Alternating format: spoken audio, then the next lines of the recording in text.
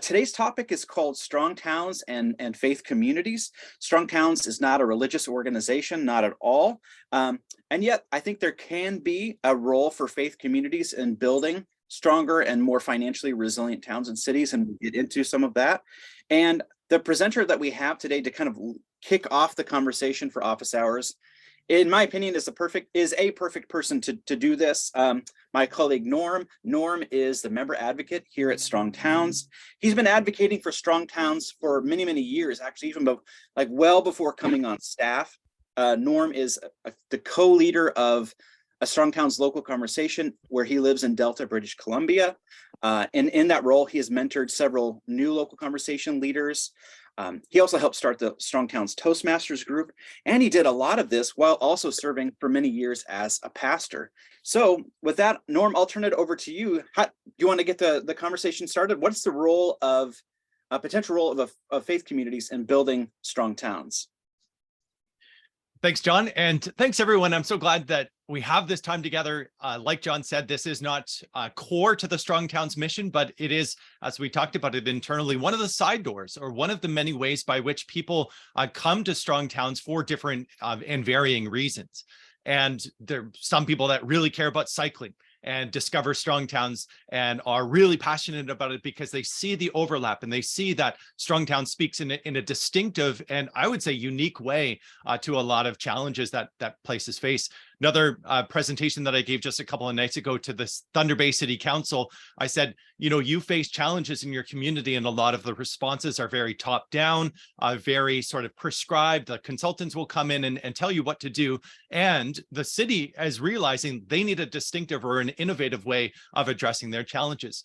And I think that's where the overlap really is most pressing with Christian communities, Jewish communities, Islamic communities, Sikh communities, LDS communities, because of that recognition that in virtually all of these organizations, even I currently attend an Anglican church, we have bishops all the way up and down the ladder, and yet within this space, what we see is that most of the action happens at the local level.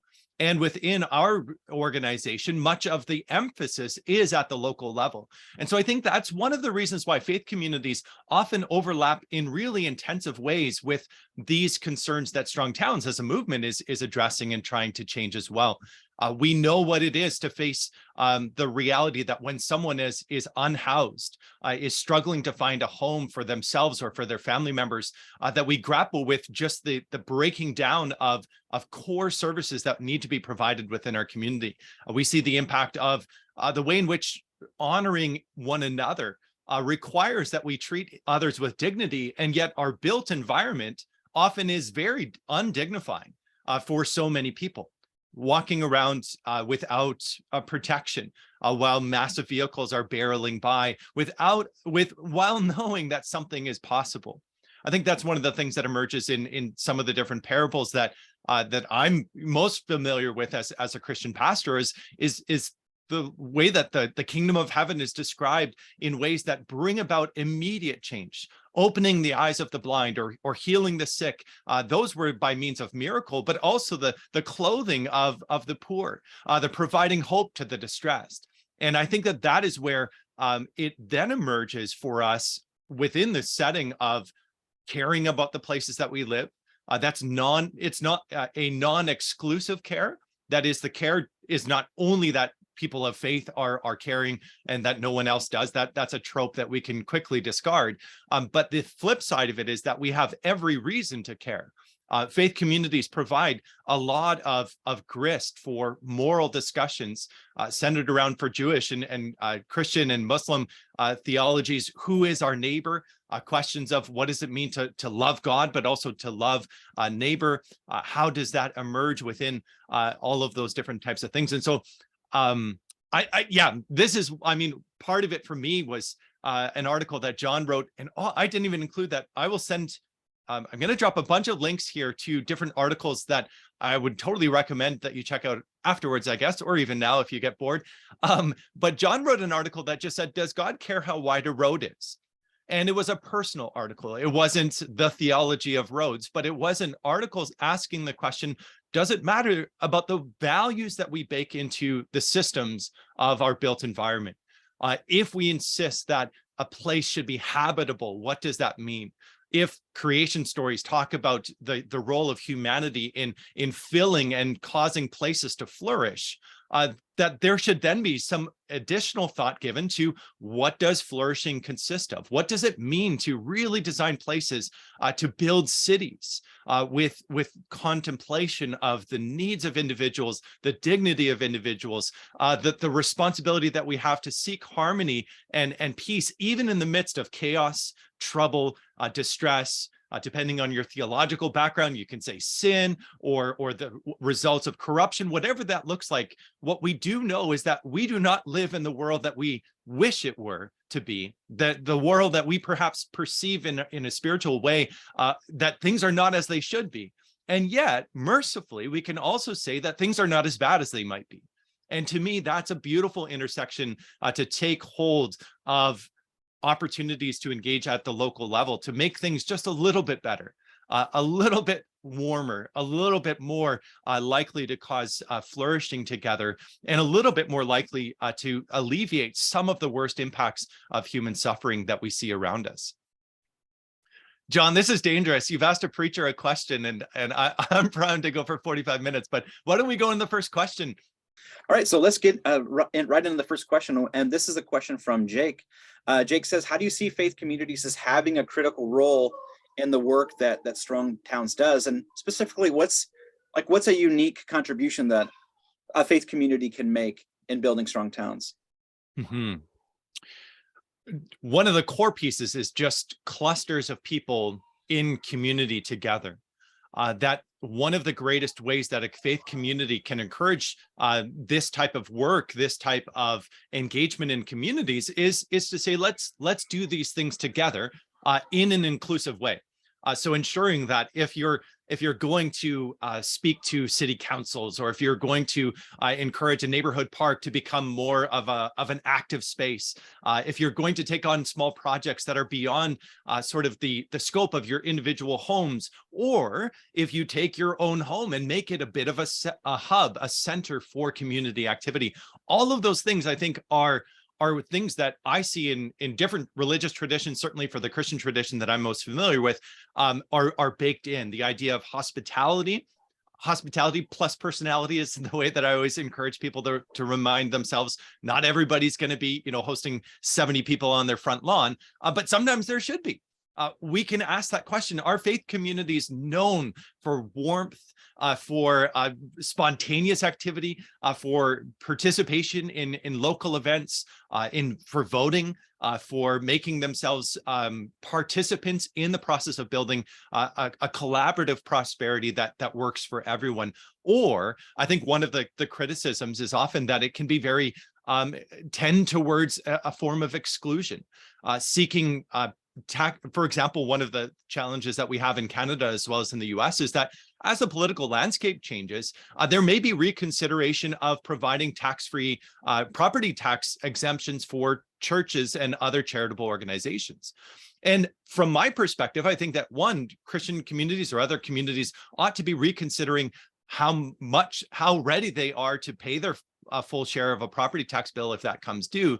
But another side of it is to ask the question, is this a place where we are known for the things that we do, for the things that we love, for the people that we love together as a community, where those engagements, those interactions are warm? Now, that's on the good days.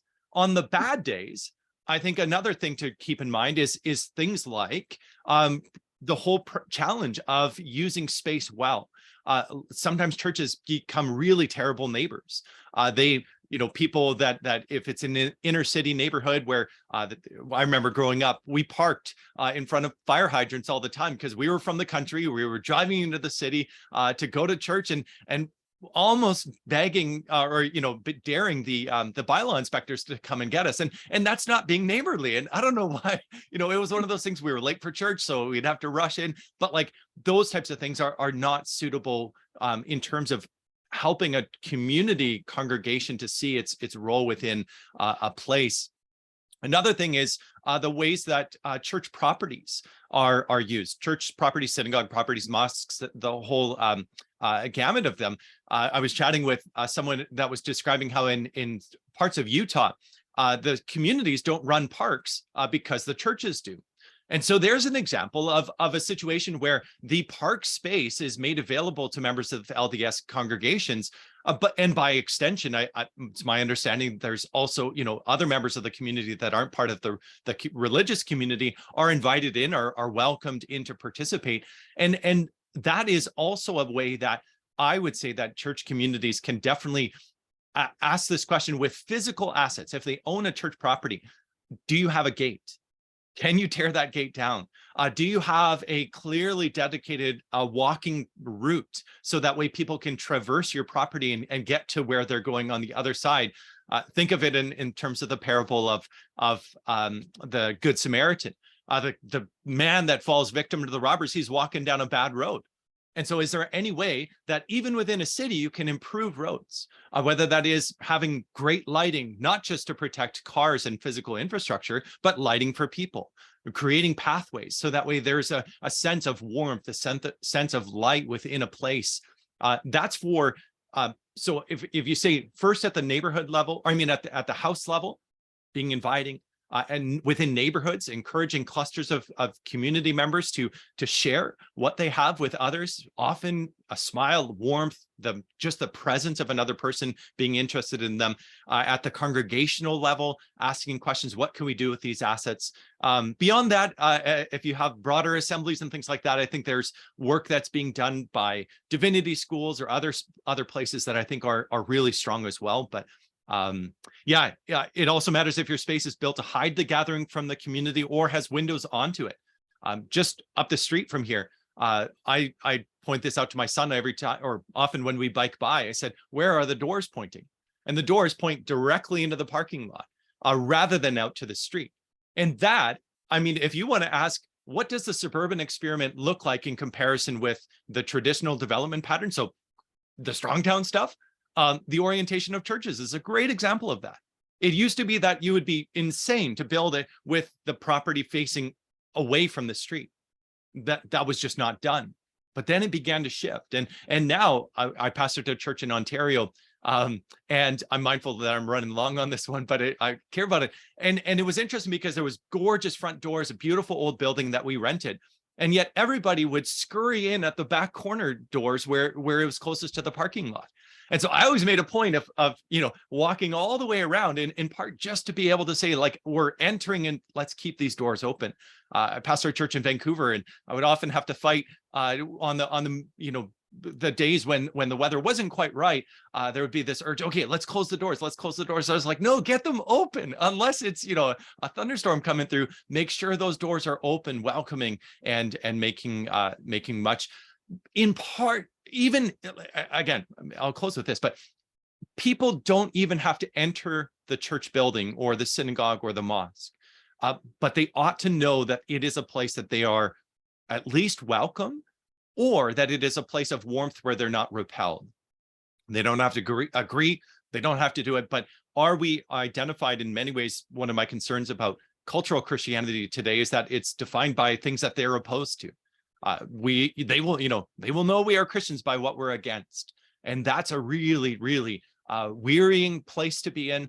It's very fear filled, and it contrasts with the biblical ethic that looms large. So I think I covered a few different topics there, John, but how about the next one?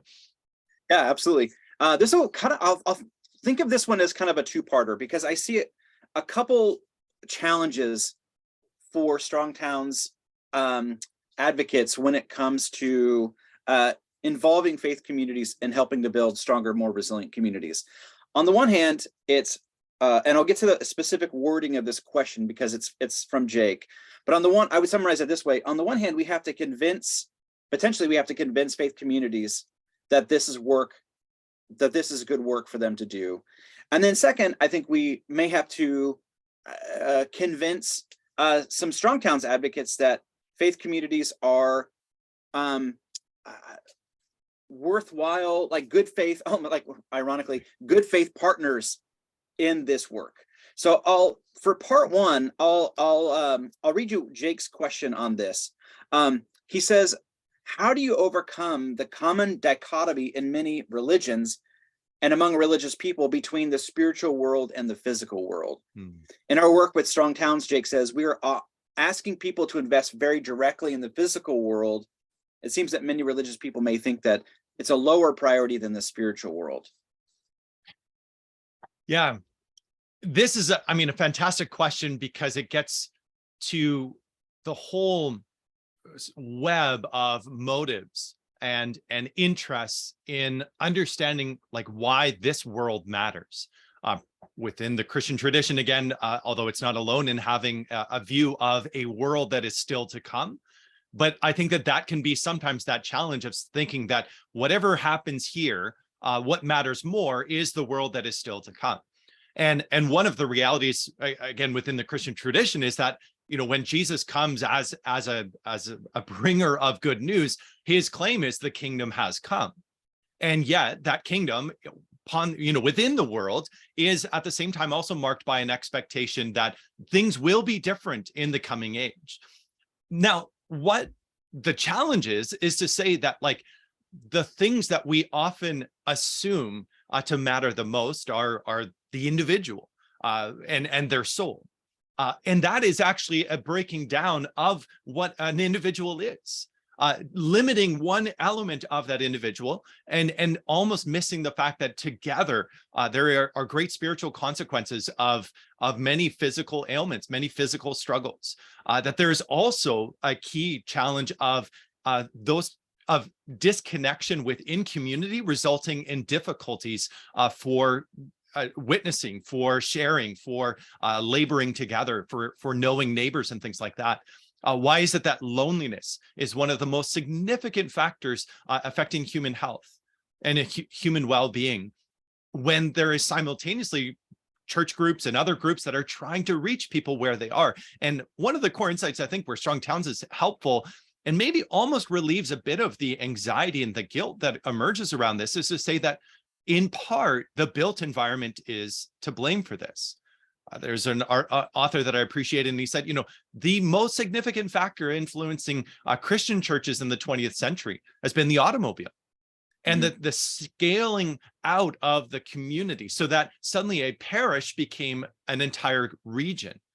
That's very different than the place that you walk to on Sunday mornings, or walk to Friday prayers, or walk to daily mass. All of those things began to change so significantly. And the reason why I say that, it actually helps to invest ourselves in something where we're not trying to make up for the fact that we've been failing to meet people. Instead, it's saying, let's address the things that hinder us from meeting people, so that it's less about you just haven't tried hard enough. I mean, LDS missions will send people door to door to door. But their work became a lot more difficult. Jehovah's Witnesses have become, you know, more challenged by the fact that our sprawling communities have made it more difficult, as well as some of our patterns of allowing gated communities, locked communities, losing sight of the necessity of pass-throughs and interconnected areas.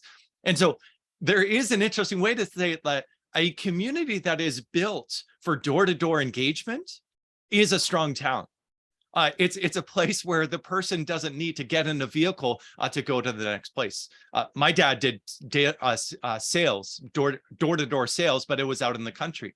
He would put thousands and thousands and thousands of kilometers on his truck. The challenge, I mean, and the opportunity was that when he went there, he could have a great connection with the farmers, because they were eager to see anybody that would come onto the farm, and they would, you know, it would be hard to leave after 2 hours of coffee time. But in contrast, what we've done with our cities is through various design decisions, we have lost the ability to build more compact neighborhoods. These don't have to be overcrowded neighborhoods, but the ways in which you can be walking out towards a church and suddenly run out of sidewalk and not be able to get to that property. How you can be, for example, walking up to many of our suburban campuses where large church assemblies are held, and there will be a parking attendant in a vest with a wand directing, and they're part of the welcome team. And yet they almost look somewhat sheepishly at the person on foot, as to say, like, I don't know what to do with you. That is, I think, one of the challenges that is definitely there. Now, I'm quite a ways away from your core question of, you know, the dichotomy of spiritual mindedness versus earthly mindedness. C.S. Lewis, I think it was, has a quote saying, those who have been the most spiritually minded have done the most earthly good. Speaking of like William Wilberforce and other sort of key figures within the Christian tradition, I think that may be an element of it as well, that there has to be sort of if there's a robust faith-filled motive, that then causes you to take notice of things around you, and that there's often sort of a lazy version that we often settle into very lazy or comfortable patterns that just says, it doesn't matter what happens in my city, so long as I can get to my workplace, my family, and my church. That is just a lowering of our sight and deliberately blinding ourselves to the needs of others around us, as well as our own needs. Quickly, the part two to that question was, what would you say to a Strong Towns advocate who hasn't considered, or maybe doesn't even have reason to believe, that faith communities would be good faith partners in building strong towns? What would you say to that, to the Strong Towns advocate in that situation, who may be a little bit skeptical? Yeah. One, I would say that it's fair to even begin to say, identify the harm that you've perceived from faith communities. Sometimes that can be jet-setting pastors that drive, Bugattis and their congregants report. Say that's not related to the faithful practice of a religion. That's not, a fine example of what every other community is doing. But it also requires us to be, I think, familiar with stories of care, stories of compassion, stories of assistance in ways that reach that person. The other part of it is to say whether, you ought to have the experience that when you come to me with your need, that I'm not doing that just to proselytize or just to evangelize, but, whether you know it or not, I care for you. And I think, again, this is not exclusive to religious people, but there's that deep well of saying, this is my brother and I am their keeper.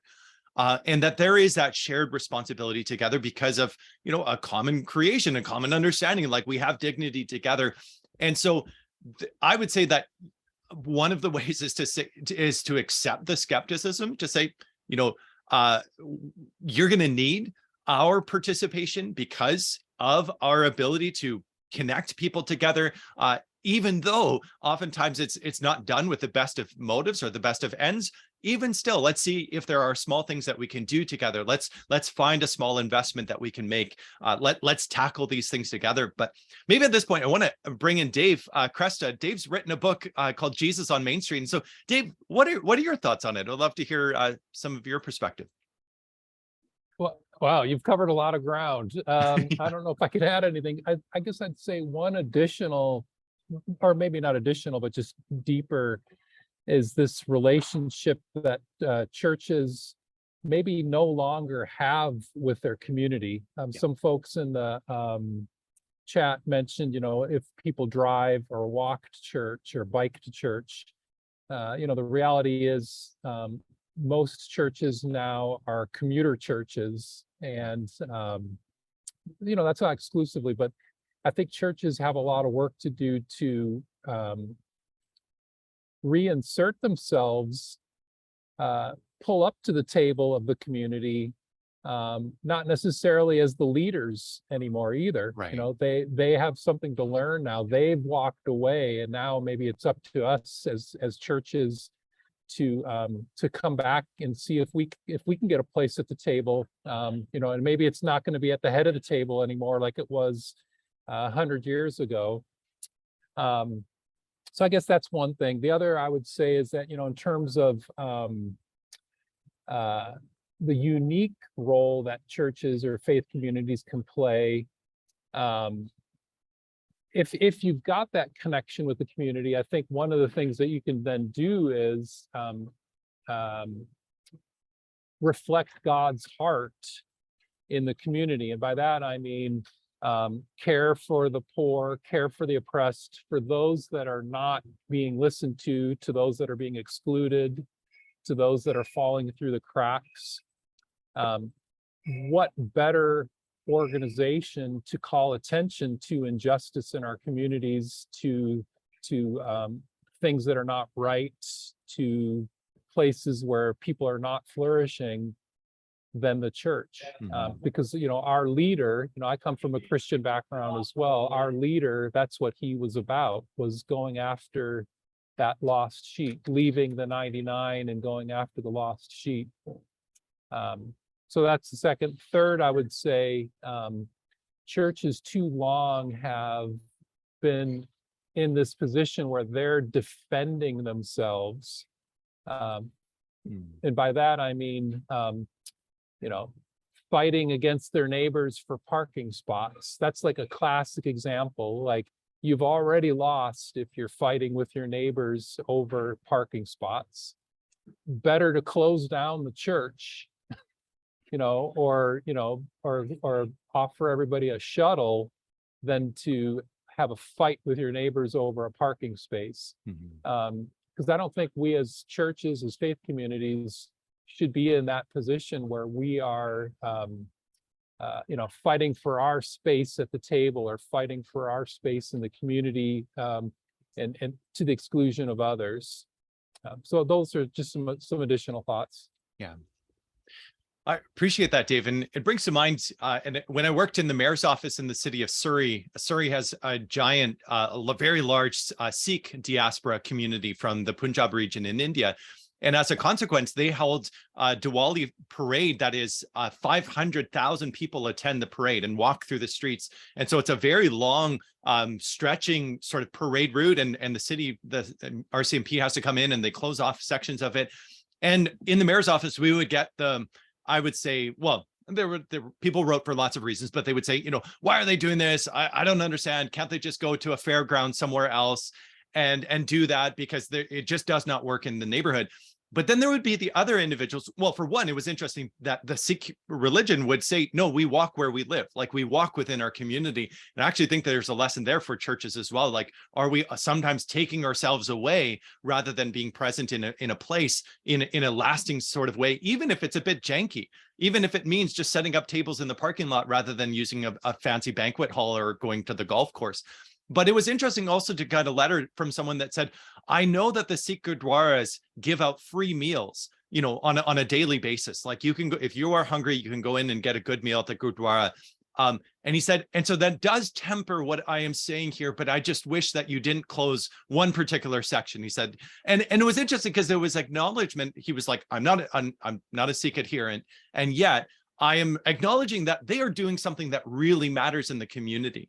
And I think we've been able to feature even through Strongtown some of the different faith-based organizations that are doing things like coffee shops and other types of community restitution efforts, providing places of dignity for people when they gather. And then another opportunity is to ask the question, how can churches be places where everyone is dignified, whether they are within the flock or outside of the flock, whatever their perspective? And then to take that one step further and to ask, how can we seek a dignified life for those that are around us? So if housing is a problem, to be at the forefront of pressing for the end of the advantage of the single family home or the protection of the single family home. What has that done within our neighborhoods? It has caused great economic hardship, where in my community, to purchase a single family home, you need $1.2 million, of which $200,000 is your down payment. Well, that's what, 5, 6, 7, 8 years of work. That's even more if you're on social assistance. And so we've created a situation where, by limiting, I think 80% of our housing lands are devoted to one type of single use zoning. Let's change that. Let's press for that.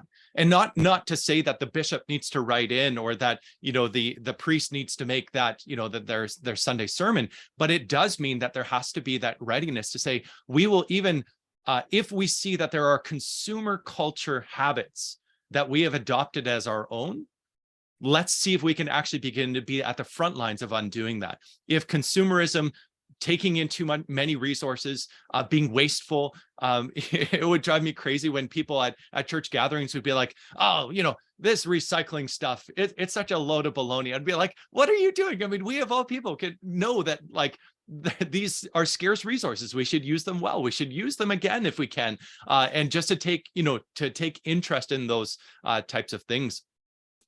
If you haven't had a chance to look in the chat, some folks have been typing in some great comments in there. And if you're watching this later, I just want to draw attention to a couple of the comments in here talking about in particular, something I find interesting and I want to chat about is the role of the built environment. And so Miranda Gray says, I think it matters if your people are drivers or walkers to church. Often we parachute into a community rather than live in it. Let's see. Yeah. Andrew talks about how it's becoming harder and harder for new churches to have a facility as well. Lots end up operating in strip malls or schools because it's what they can get.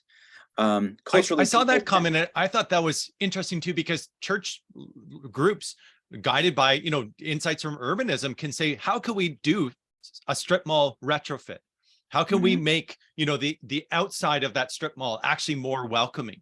It's interesting. You'll see the large auto-oriented signage that's, you know, not meant for people when they're walking by, but is so that it's attractive from the side of the road. But are we doing things, if we're spending that much on a giant sign, how much more are we spending to create that community gathering place? Do you have patios out front? Do you have, you know, are people firing up barbecues? Like, those are things that actually add life, create a bit of noise in the healthy way, even within a fairly soulless, by design type of setting. A strip mall is quite, I mean, soulless maybe isn't the right, that's a very charged way to describe it, but it's often very bleak or very like uninspired. There's not a great level of detail. And so the question, like, various faith communities have at their core deep concepts of beauty as a means of expressing either a means of praise of the divine or a means of actually communing with the divine. Buddhist temples that I drive by, and I'm stunned by the investment that they have made in order to make beautiful places. I don't fully understand them. I would love to learn more as I go. And so that can even be these temporary spaces. Our congregation, we worship in a church gym. So we share a building with another congregation. It would have been easy to just use the four walls of the gym, throw up a couple of projectors and a few chairs, but instead we've taken steps to make it a more vibrant place. There's banners that are hung every single Sunday. The setup takes longer, and yet the benefit is there that people are welcomed in, people are encouraged that when they enter, that they've entered into what we hope is a place of both transcendence and immanence, which is another, there's a whole book there on transcendence and immanence as core principles for guiding faith-filled people to the discussion of how to build places. Andrew also talks in his comment about parking, and I've heard my parents say that and again, I can't independently verify that this is true, but that they say that abundance of parking is one of the top things that people look for when deciding which church to go to. And my understanding is that in many communities, faith communities, religious communities, religious buildings are subject to many of the same parking minimums that other businesses are, or that the businesses are. And I've had this idea for a few years. I haven't executed on it yet. I was actually going to do it this last year, but we got some bad weather. You know, our Black Friday parking campaign, where on Black Friday, the busiest shopping day of the year, supposedly, people all over the US and Canada and around the world go to these half-empty parking lots on what's supposed to be the biggest shopping day of the year to highlight just how overbuilt we are with parking. I have this this corollary I want to do with Black Friday parking. I call it white Christmas parking, where I want to go to some of the churches in my area and take pictures of half-empty parking lots, even on what is supposed to be like one of the busiest church attendance days of the year. So churches are, I think, way overbuilt, are often way overbuilt with parking. Oh yeah, there you go, Easter parking day. Maybe another quick comment with that is, so I was blown away when I went to the Netherlands, where my family is from, and was walking to church, and people were walking in the opposite direction within the neighborhood because they were going to the other church. And my family members, they were quite staunch, and so they would barely say hi to the people that were walking the other direction, even though they did business with them every day. Don't do that. But what was interesting was, like, I thought, oh, that's beautiful. But I do remember as a child, we lived out in the country. And so we would make a point. There were a couple of elderly women that sometimes were not able to drive, or one instance where there was a woman, she lost her license. And so every Sunday we would pick her up and bring her to church. And I remember it being somewhat of an inconvenience because it meant we had to leave earlier. And I remember it also cutting off the amount of time that we could spend playing after the service because we had to take Mrs. Horlings home. And yet, for her, one of the great benefits was that she had a reliable form of communion together with us in the car. She would ask us really weird questions, and as kids, we got to adjust, like, oh, that's her. And she was a sweet, dear lady in so many ways, but interesting, intriguing. And I would never have had those conversations. And so, if it is necessary in many places, rural communities especially, for automobiles to be the primary way that people get to church or get to their faith community assemblies, what if those become more shared rides, shared, like encouraging, even something where you say, if you don't like driving that much, we'll line up somebody to go and pick you up. Now, it was sacrificial in its own way, but that's a key element of most religions. It's an element where you say, could we do ride share? So that way we basically are encouraging people to have communion in the small c sense together, going to the service, leading after the service, instructing children in how to be able to just like stop what they are doing, so that way we can be of service to those who are elders to us. Another older woman that basically the worse the weather, the fuller our vehicle would get. Because if it was really snowing, then my dad would make sure we went and picked up another older lady. And if it was really, really bad, then we would go and pick up an older man. And so by that time, we would have 3 additional people in our Suburban as we made our way to the service. And I think that those can be we talk about, suburban retrofit. I think church retrofit, if you are within a setting where the automobile is primary, that may be one of those small steps to take. And maybe this is why Strong Towns really resonates with me as a step, draw back a little bit. Our 4-step approach to public investment is to first humbly, which is a core faith-filled insight, to humbly observe, not with pride, not with arrogance, not with assumptions of superiority in any way. Rather, humbly observe where people in your community are struggling to go about their day-to-day tasks, getting to a religious service. Then the second thing is identify the next smallest thing you can do to meet that need, or to begin to address that struggle. And I think if our churches, our faith communities began to take that more seriously, that would reap great benefits. There is so much that can be done by private organizations or charitable organizations, whether they have the support of their municipalities or not. We often have, brash teenagers doing tactical urbanism. What about sweet old grandmothers? We could have that as well. Or, it doesn't always have to be the loud person that's installing the bike lane. It could be the family that says, we want to bike to church. And so as a church service project, we're just going to install, large garbage cans, fill them with soil, put plants in them, say this is a street project done by such and such faith community, and here's our new protected bike lane. Whatever that looks like, because the third key that we talk about is, after humbly observing where people struggle, identifying the next smallest thing, then the next thing is actually to go out and do it. Not like the parable of the man that tells his father, yeah, I'll go work, and then doesn't. But instead is, even, I think sometimes we have this problem where it's like, I don't know that we can do that. And then go and do it. And in so doing, see the kingdom of God advance in the world. But I'd like to ask a question. Certainly, Norm, you can weigh in, but also to the whole group, and then preview a second question. And I'll preview the second question first. At the end of the podcast, I would like to hear from folks either live or in the chat about resources that you have found helpful on this topic. Yeah. What brought that to mind is Jake shared a link to a great podcast called the Embedded Church Podcast that is co-hosted by 2 people who are probably familiar to most folks who have been around Strong Towns for a while. Sarah Joy Propay, who has written for us a number of times, as well as Eric Jacobson, who was Eric was the one who kind of introduced me to Strong Towns indirectly. Fantastic podcast. Be thinking about other resources that you would want to share with folks. And I'll just say too, that I'm coming from a Christian tradition.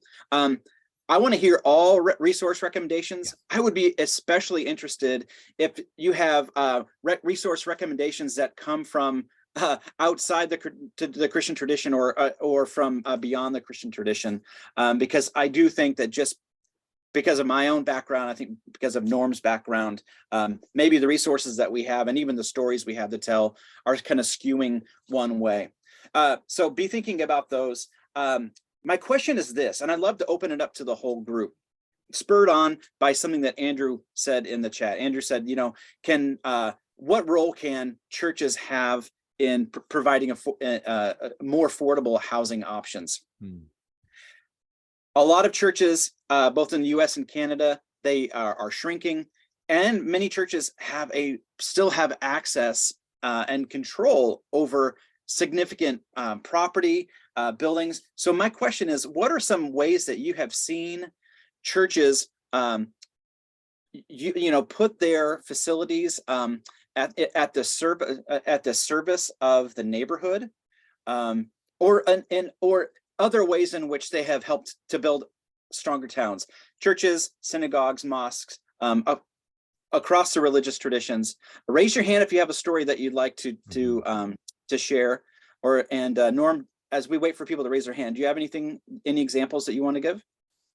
I need to find the link in the Embedded Church podcast. Sarah Joy talked with a pastor in Hamilton, Ontario. I think it was Hamilton, Ontario. And they did a remarkable thing with their church property where they basically, I believe, convinced another congregation to join them in a collaborative work where there was affordable housing, supportive housing, resource centers, a soup kitchen. I mean, it was kind of everything put onto one parcel of property because it was within an existing service area.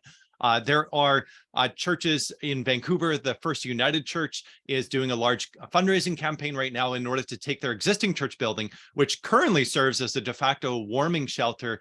They ran into all sorts of problems with health inspectors because whenever it was cold out, they would just open the doors, and there would be a lot of people sleeping on pews, sleeping in aisles, and it was, I mean, there was challenges there where you do come up with against some limits in terms of just making sure that people are safe and comfortable.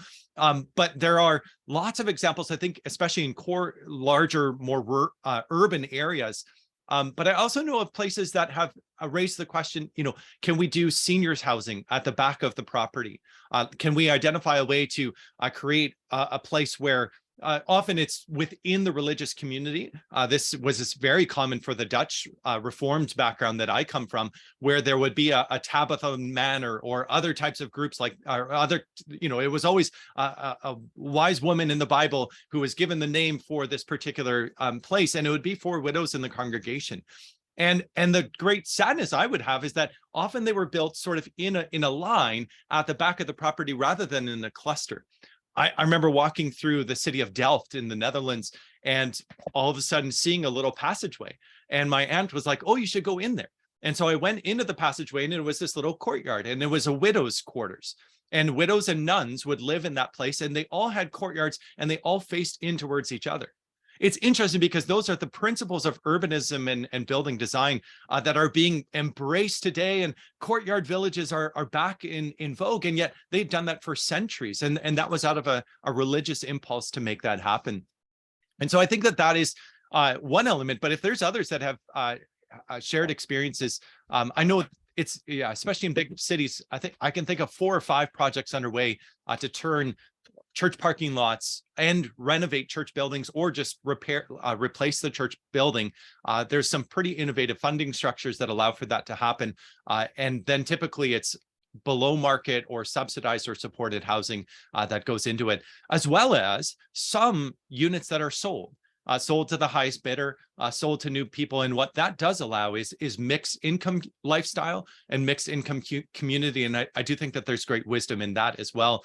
The poor we will always have with us, but we will also have those that are wealthier with more resources and perhaps can be encouraged to do this.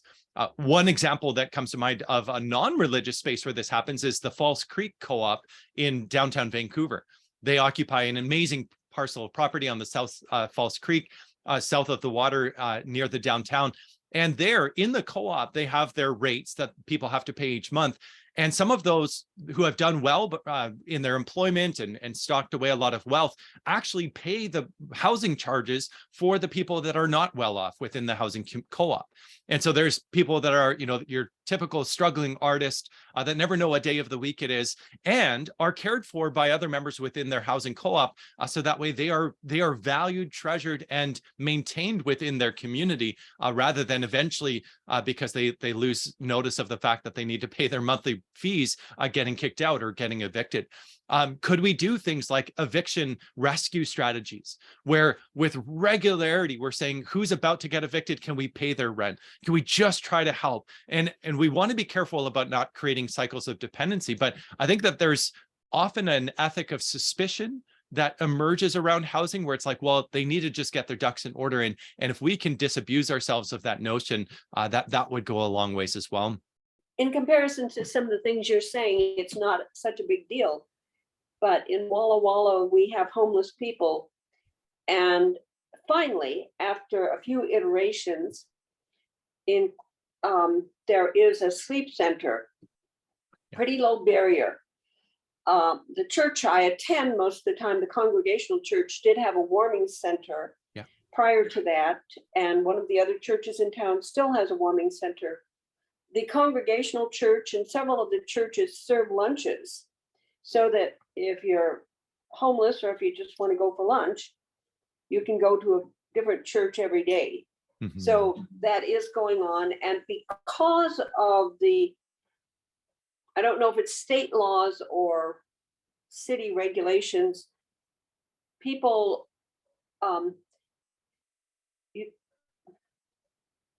we have the sleep center, which means you go to the sleep center. Otherwise, you will be able to sleep on the sidewalk. But because we have a place, you may not. Okay. So that's, in comparison to some other things, it's not a big deal, but it's better than some places. Yeah. And most of the congregation, it's the liberal, progressive, congregation in town, are supportive of the things that are going on. So I've been able to connect over the years with a number of, again, mostly Christian communities around the U.S. and Canada. And over the years, I feel like I've started to collect stories of some things that churches are doing in their neighborhoods. I've spent a lot of time in Seattle, and Miranda reminded me, she said, church can be a warming or cooling center. And that's another relatively easy way to be of service to neighbors as climate changes. In the Aurora neighborhood in Seattle, there's a little church, very much neighborhood based, called the Awake Church. And they started what is essentially the neighborhood living room for the homeless in that neighborhood. It's a troubled neighborhood, in part because a highway was built right through the center of the neighborhood decades ago. And then there's kind of a mega church that's in the area. They don't have called Bethany. Bethany, the leadership at Bethany Church went to the leadership at Awake Church and said, what we have is resources. What you have is relationships. How can we collaborate? What do you need? And my understanding is that Awake Church said, for the Aurora Commons, the shelter, the warming center that they had created, we need a methadone clinic. And the large megachurch was just able to write a check for it.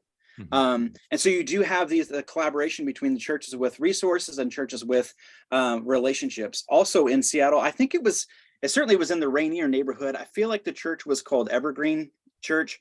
They had all of this property, and what they did was they converted it into housing, into affordable housing for their neighborhood, because that's what they had available was property. There's a church in Salem, Oregon, near where I live, one of the largest churches in the city. They, for a long time, they were kind of debating whether or not they should kind of move their church from downtown, where parking was an issue, out to the suburbs, out to a huge piece of land where they could have a massive parking lot.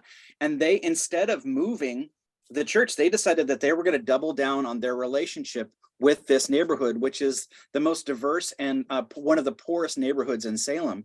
And they took that money that they had in this building fund, and they ended up building Broadway Commons, which includes a coffee shop and counseling centers and places for continuing education. And then they have helped revitalize the neighborhood in a number of different ways. And they just deal with the parking. And again, the church is more vibrant now than it would have been, I would venture to say, had they moved out to the edge of town. And then some smaller examples from my own community. Oak Street Church here in town has partnered with Sheltering Silverton to open up the church as a warming center when that's what was needed. Silverton is a town that eats together. We have Monday meals, Monday dinners, Wednesday dinners, and Saturday lunches that are all hosted by churches. And when the first Wednesday community, when the Wednesday dinner started, it was right after the housing crash. And the church said, how can we help even just a little? And they said, okay, well, we feel like we can make 25 spaghetti dinners. We can serve 25 spaghetti dinner meals every Wednesday. Now, pre-pandemic, and now it's back up and running again. Now they serve between 400 and 500 meals every single week. Churches and community organizations from around the community collaborate. My understanding is that there's a place where they accept donations, but they've never run out of food, and they have never there's always enough. And I think that what happens is because these dinners attract people from all walks of life, and we're all sitting at tables of 6 or 8 chairs, we have just become a more highly connected community. And it was all from a church that had kind of raised its hand and said, we can do even just this little amount. And so I do feel like there are quite a few opportunities and quite a few examples of faith communities that are stepping up. We're kind of getting close to time. If there are resources that you have that you would recommend, drop them in the chat or unmute yourself and make that recommendation. Yeah, I think we'll wrap and then go into the after party, which will be a continued discussion afterwards. But maybe I want to close because with just sharing this, and I don't say this to point something out, but back with an older understanding of what it takes to create healthy environments, you would assume that this is either a prison, a military base, or a convent or a monastery of some sort. But this is a very large, I think 1,000 member congregation outside of Calgary, where all that you see around it is just this sprawling expanse. And when we talk about the impacts of trying to grapple with the dramatic change that has occurred in our urban landscape, in the way in which we build communities, church communities have a role to play in this.